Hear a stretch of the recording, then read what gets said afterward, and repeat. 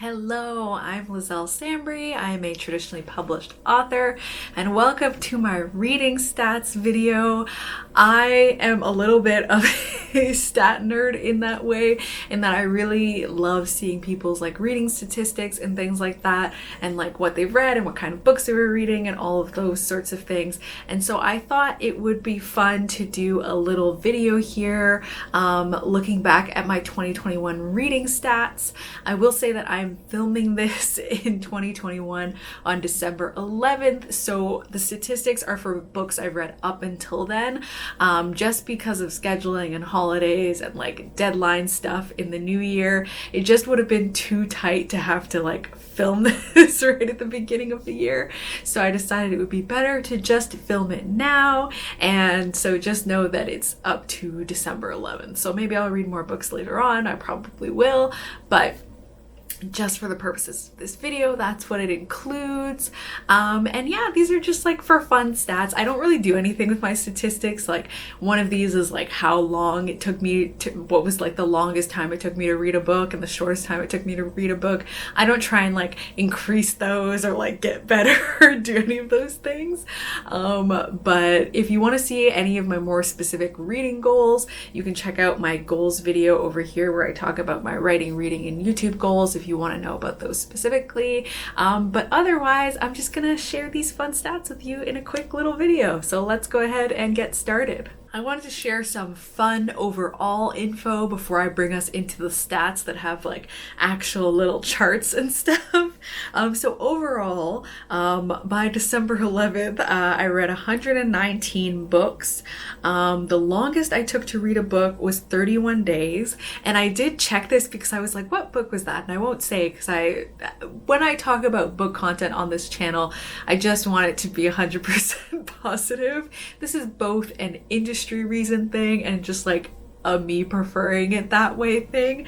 So I won't say what book it took me to read that long, but it was just I couldn't get into it. I just wasn't in the mood. I'm a very mood reader, and so I kept reading some of it and then putting it down, and then reading some of it and putting it down. And for me, if I read one chapter of a book and then I don't read it again for several weeks, I don't even count that as me starting the book. So I'll start the clock the next time I start reading it. But in this case, it was I would read 100 pages and then I would do nothing for a week, and then I would read 100 pages and then I'd do nothing for a week. So anyway, that's why it took me 31 days to read that book, which I ultimately did end up liking and being all right with. It wasn't a favorite, but I was fine with it.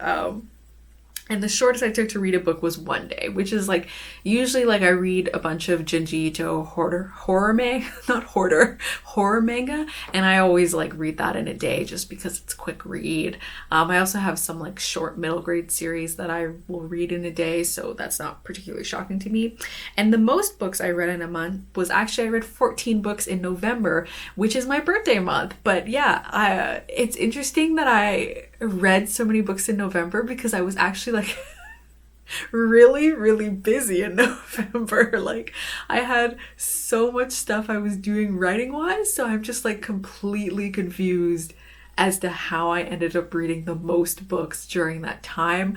I think it was just when I was taking breaks, I was reading audiobooks, or I was just really engrossed in the books I was reading. I was actually very surprised when I had looked and I had read the most in November, but I also think I was starting to panic about getting books done for the end of the year, so that might have also been why. So that was surprising to me. And the least books I read in a month, not counting December because of course I don't have all the stats for that month, was in June. I read 7 books, which makes sense because my debut novel, Blood Like Magic, you can see it over there, that book came out in June, so it was my debut month, so it makes sense that I read less generally because I was doing more stuff. And then out of the 119 books that I read, 16 were favorites of the year. So 16 books were books that I thought were the best books I had read all year, and I absolutely loved them. You can also check out my video over here about the best books I read in 2021, in which I show you the top 10 of that list. So yeah, those are all my little general stats, and we'll get right into the more in-depth chart-like stats. Okay, now you should be seeing my face as a little tiny circle in the corner. I did a video, I'll link it over here also, where I talked about how I make money as a full-time author, and there I had a little stats thing and I like physically moved myself over and like made room for the square. So this time I thought I would try it the other way around and I'd put the statistic big and I'd make my head a little tiny circle. So let's go ahead and start with my reading versus rereading. So I actually, like, before 2020, I didn't reread books, and that was like a very strong stance. I was like, I don't reread books. But ever since like that panini, I've gotten very nostalgic. I very much enjoy rereading books now and like going back to them. So yeah, I thought it'd be fun to look at the reads versus rereads. So I read 107 books and 12 of those were rereads. Well, no, I read 107 books I was reading for the first time and 12 books were rereads. There we go. That is correct. The next one is an age category breakdown. So I read 67 young adult books, 42 adult books, and 10 middle grade books, which makes sense. Middle grade tends to be my smallest reading category. And I believe that like all the middle grade were probably rereads of me reading books from my childhood, because I started reading the books from the Saga of Darren Shan and A Series of Unfortunate Events, and I'm pretty sure that's where the entirety of those came from. So that's the age category breakdown of books I read. And then now how I read books, so the type of book I read. So 70 books I read physically, 22 I read ebooks of, and 34 I read audiobooks.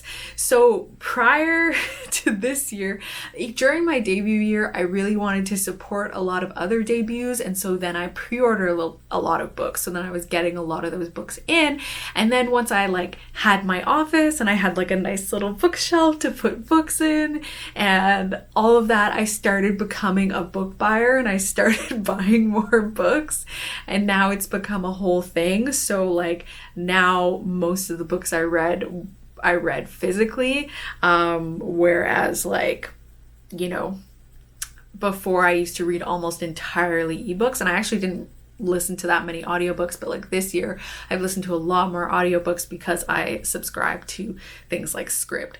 I will say, if you're noticing this number does not necessarily add up to the number of books I read. So sometimes I owned a book physically and then I started reading it physically and then I decided I would rather listen to it on audio instead, or like sometimes I had an ebook but then I decided I wanted the physical book after all, and then I would go buy it. And so things like that. So some of these numbers, like it may add up to a total that's higher because sometimes I was consuming a book in multiple formats. And the next statistic is where I got my books from, I guess the origin. So 89 I owned, 13 were from the library, 20 were from subscription services. So whether that's Audible, I think I was subscribed to Audible maybe for a month, or I used my boyfriend's credits. He had some credits on there.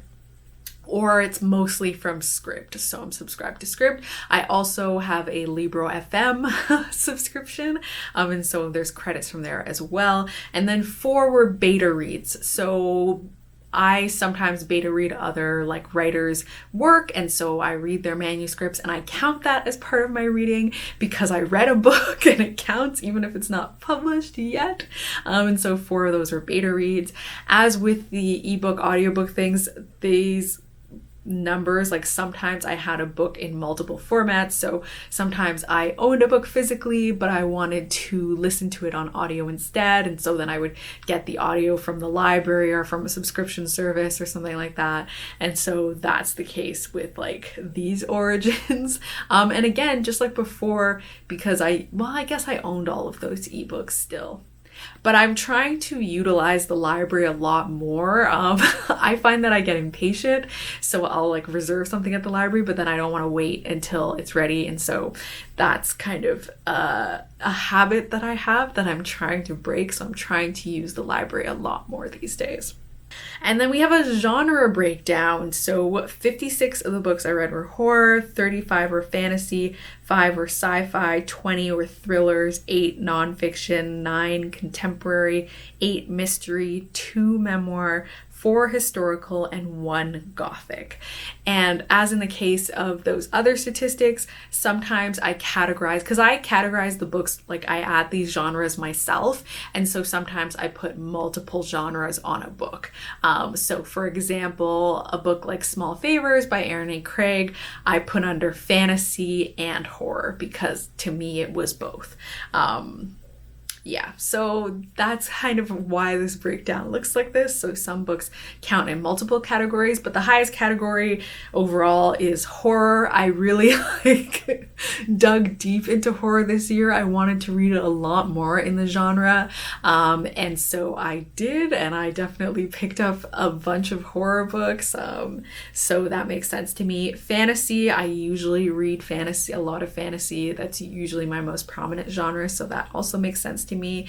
Sci-fi, I wish sci-fi were a lot higher. I really didn't do a good job with sci-fi this year. I'm hoping that I can read more sci-fi next year. And then the next largest one is thriller, which makes sense to me because I really do like reading adult thrillers, especially like through audiobooks, because it just, I don't know, it feels more dramatic that way. And I really enjoy those. So it makes sense to me that that's like a pretty big category as well. And then finally, the final stat is when the books were published. So I read 57 books that were published in 2021, so brand new releases, 16 that were published in 2020, 39 that were published between the 2000 and 2019, 3 before the 2000s, and 4 that had no date, so they were non-published books. So these were the books that I beta read, so they're not published, so they don't have a publishing date. But yeah, I really made a big push to read like a bunch of books that came out in 2021. I'm actually kind of like shook that it's 57 because I didn't think that I read that many new releases, but like clearly I did. So yeah, like I said I wanted to read new releases and I really took that to heart. 16 books from 2020. I think I read more of the 2020 releases that I wanted to last year probably. And I think I usually read more recent books, so it makes sense to me to have this large number between 2000 and 2019. So yeah, those were my reading stats, just like a quick fun video to like pull up some of the statistics. Comment down below if you track any sort of statistics for your books and how you do that. I actually track my book reading using Notion, so that's my primary way of tracking it. I do bullet journal stuff for books, but it's more just like, what is the favorite book that I read that month than anything. And I actually do my nitty gritty, like, this is how many books I read, these are the genres, all of that data I do in Notion. I don't know, if you'd be interested in like seeing me show you how I track my books in Notion, let me know in the comments below and maybe that'll be a quick video that I do. But yeah, I had a lot of fun looking at the stats. It's always so interesting to kind of see your reading behavior in that way, or I find it is anyway. So I had a lot of fun doing it. If you like this video, please give it a thumbs up. If you haven't subscribed already, please subscribe, and thank you so much for watching. Bye!